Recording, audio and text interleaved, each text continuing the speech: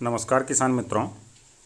आज मैं आप लोगों को औषधीय पौधा मतलब मेडिसिनल प्लांट के बारे में बताने वाला हूँ कि इसमें इसको लगाने से कितना फ़ायदा है, कितना नुकसान है, सरकार इस पे क्या सब्सिडी दे रही है, इसमें कितना कमाई हो सकता है। यही सारी मैं जानकारी इस वीडियो में आप लोगों को बताने वाला हूँ।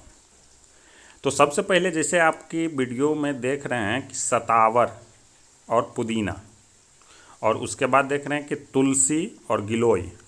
इसी तरह से बहुत सारे मेडिसिनल प्लांट है जिस पे कि सरकार लगाने पे सब्सिडी दे रही है। और उस सब्सिडी का फ़ायदा क्या है, अगर हम खेत में लगाते हैं तो उसमें हमारा इनकम कितना होता है।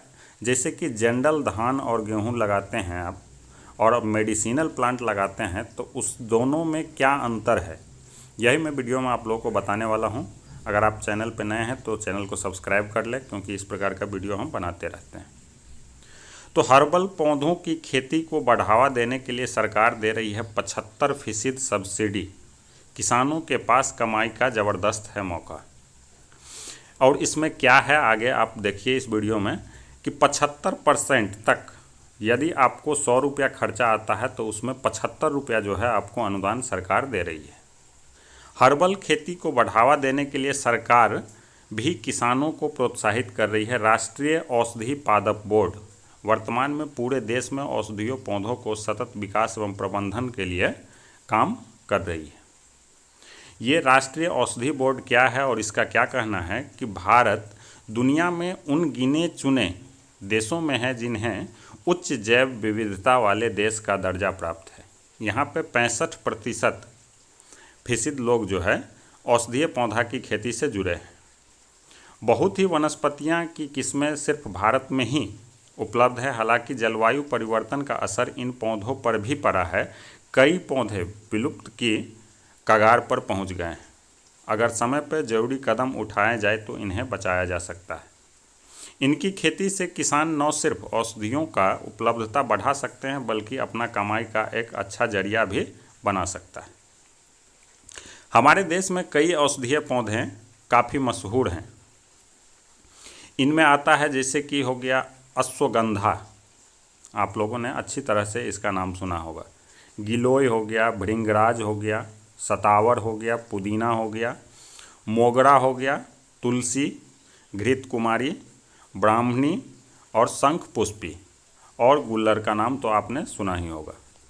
बदलते दौर में औषधियों पौधा के महत्व को तेज़ी से अपनाया जा रहा है। मांग बढ़ने के कारण किसानों के लिए भी इनकी खेती का अवसर तैयार हो गया है। यही कारण है कि किसान अब हर्बल पौधे की खेती बड़े पैमाने पर करने लगे हैं, क्योंकि उनको अच्छा खासा सब्सिडी जो है सरकार दे रही है। राष्ट्रीय औषधीय पादप बोर्ड हर्बल खेती के दिशा में कर रहा है काम। हर्बल खेती को बढ़ावा देने के लिए सरकार भी किसानों को प्रोत्साहित कर रही है।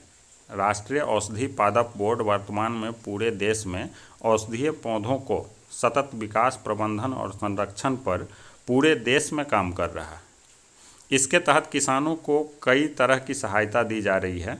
बोर्ड किसानों को भूमि पर प्राथमिकता वाले औषधीय पौधा की खेती करना, पौधों की आपूर्ति के लिए नर्सरियां की स्थापना करना, आगे के संपर्क के साथ फसल कटाई के बाद प्रबंधन इकाइयों की स्थापना करना, प्राथमिकी प्रसंस्करण और विपणन अवसंरचना तैयार करना इत्यादि इसमें शामिल है।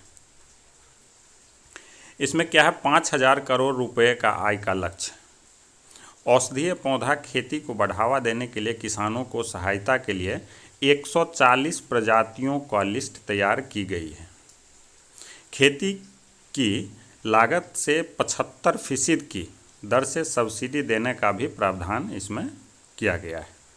आत्मनिर्भर भारत का अभियान के तहत दिए गए आर्थिक पैकेज से अगले 2 साल में 4,000 करोड़ की मदद से 10 लाख हेक्टेयर भूमि में औषधीय खेती का कवर किया जाएगा। इससे किसानों को 5,000 करोड़ रुपए की आय होगी। कृषि के दायरे बढ़ रहे हैं। किसान अब उन रास्ते पर चल रहे हैं जहां से उन्हें आय ज़्यादा और हर्बल उत्पादों की ओर बढ़ते भारत में हर्बल पौधों का इस्तेमाल बढ़ रहा है। इनका उपयोग दवाइयों के साथ ही अन्य कार्य में किया जा रहा है। इनकी बढ़ती उपयोगिता से खेती करने वाले किसानों को लाभ होंगे, साथ ही स्वदेशी उत्पादों का मांग भी बढ़ेगा। तो इस तरह से अगर आप मेडिसिनल प्लांट का खेती करना चाहते हैं तो इससे धान गेहूं से काफ़ी ज़्यादा, मतलब 10 से 20 गुना ज़्यादा आपको इसमें लाभ होने वाला है। आगे मैं वीडियो अलग अलग मेडिसिनल प्लांट पे हर पे बनाऊंगा, जिससे कि आप लोगों को इससे अच्छा से जानकारी मिल सके। Thank you. अगर वीडियो पर नए हैं तो सब्सक्राइब ज़रूर कर ले चैनल को।